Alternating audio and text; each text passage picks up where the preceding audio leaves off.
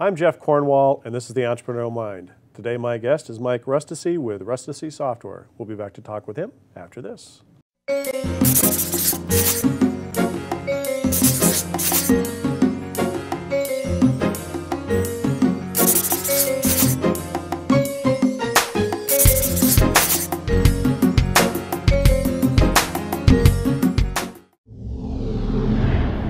Talkapolis programming is sponsored in part by the Center for Advanced Dentistry, now serving the greater Nashville area.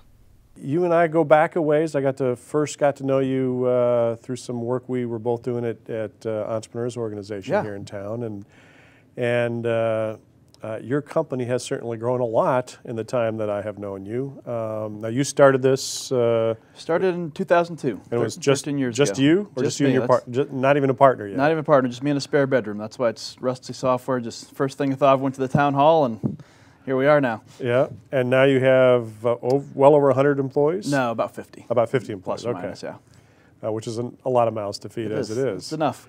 So, so as this company has evolved and grown, in talking to you, it seems like it's a pretty mature, stable kind of software company now. You've got a good stable of clients, and everything seems to be kind of chugging along. Is that fair? We've built very slow and steady and very controlled growth to be very deliberate. Bootstrapped the whole thing? Completely bootstrapped, and built exactly the company we wanted to build. You know, Tim and I often look at it as our own little utopia, build the company we want to come in to work at on Monday morning, and we did that carefully and deliberately and got to a really good, stable place. And so, you know, you built up this great company, and now you're about ready to launch a new one, is that right? We are. We've had a little bit of success with a division we started up a couple of years ago, and we're about ready to spin it off. And that's called Watershed? Watershed Learning Record Store is the product that we're taking to market. So kind of talk through your own personal decision-making process on this. I mean, you've built up a company that has your namesake to it, and it's kind of built out of what you love and what you do, and yet, you know, when you and I've talked, I've sensed you kind of getting the itch to do another startup. We are.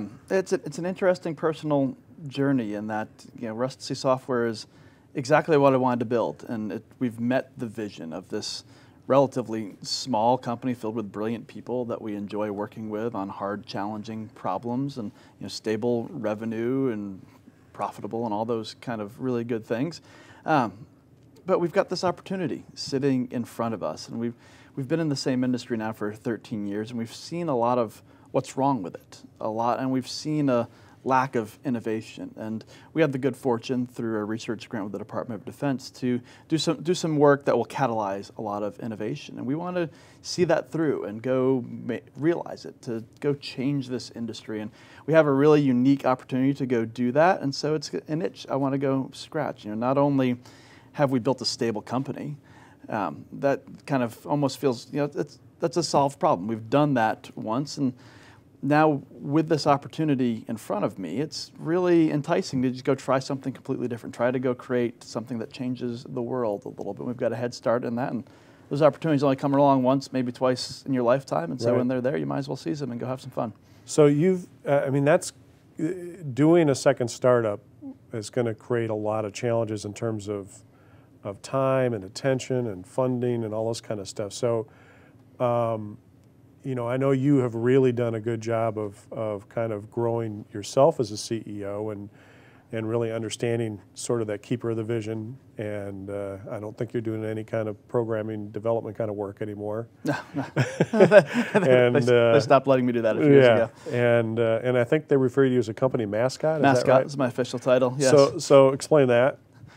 All I really do is go represent the company, do things like this, that's what a speaking CEO industry does, events, and it's a really apt title. So how are you going to cheerleading transition that and transition that role as you now start another company? Because somebody's going to have to start up the new company, somebody's going to have to maintain the old company. Yeah.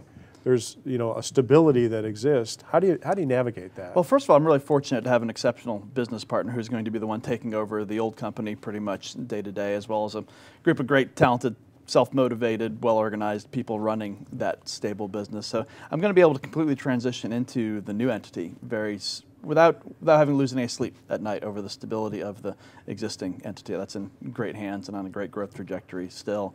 The big transition comes in. Well, who's going to be the mascot? That's a good question. Tim doesn't like doing mascot stuff. They're going to need a new mascot. So applications will be accepted for Rustici software mascot. We'll find a costume for you that would be appropriate. Yeah, so the transition then becomes shifting back into startup mode. Right. Going from a 50-ish person company down to a 15-ish person company that needs to get back into that. We'll be taking on money, so not necessarily bootstrappy mentality. So you're not starting this one out of your bedroom? We're not starting this one out of the bedroom. We've got Okay. a established set of customers. We've been at it for a couple of years now within the company. We've got a few dozen high-end companies: Google, AT&T, Medtronic, the UK National Health Services, companies like that. So we're not building from nothing. We've got a great product and a great team already in place.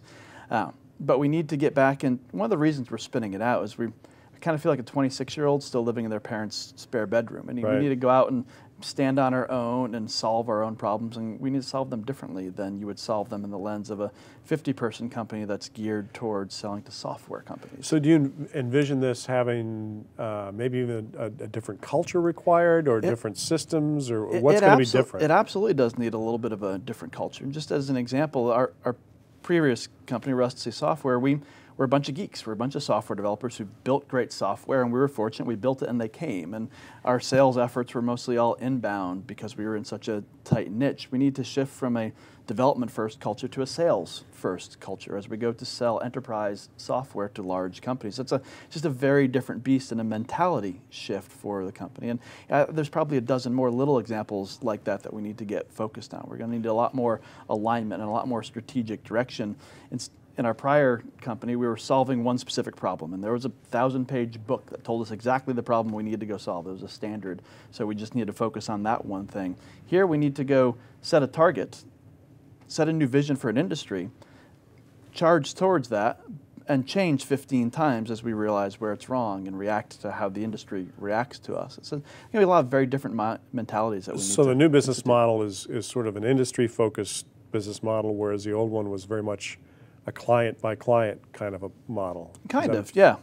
So you're going to have separate space, and I mean, how do you navigate all of that? I mean, one of the nice things about doing it as a spin-off, you are kind of bootstrapping it because you're piggybacking on the existing company. Yeah. But is this a different enough entity where you're going to eventually see this with a separate identity and separate space? Ideally, yes. We just signed a new lease for a big new space we're going to be moving into that's still a little bit too late to get out of. So we're going to split across floors right now. Watershed will be on one floor and Rustici Software will be on the other floor. That's a big concern for us. We'll still have people mixing who used to be coworkers when we want them to start separating and having their own cultures and their own identity. And so a new space is probably in the long-term future if Watershed grows. Right. What else is going to be different about this? Different infrastructure in terms of accounting and billing and all of that? We'll separate all that stuff from the logistics of payroll, accounting, billing, and all those types of things to marketing strategies and infrastructure are things that need to just shift and be completely different as well. How exciting is that? It's fun. My partner and I were just joking this morning. We both feel energized. We've kind of been vacillating around these decisions to split or not to split. What's our strategy going to be? And we've made the decision. We've got a good idea of how it's going to play out, and now we can just go sprint and go run in that direction and see where the world takes us. It's energizing. That is really cool. I mean, we don't get that gift sometimes even once in a lifetime, but to have it twice is pretty awesome. Well, fingers crossed. We'll see if it works out. There you go. Thanks for coming by. Good to see you. Absolutely. Thanks for having me. Yep. Always good talking to you. Thanks.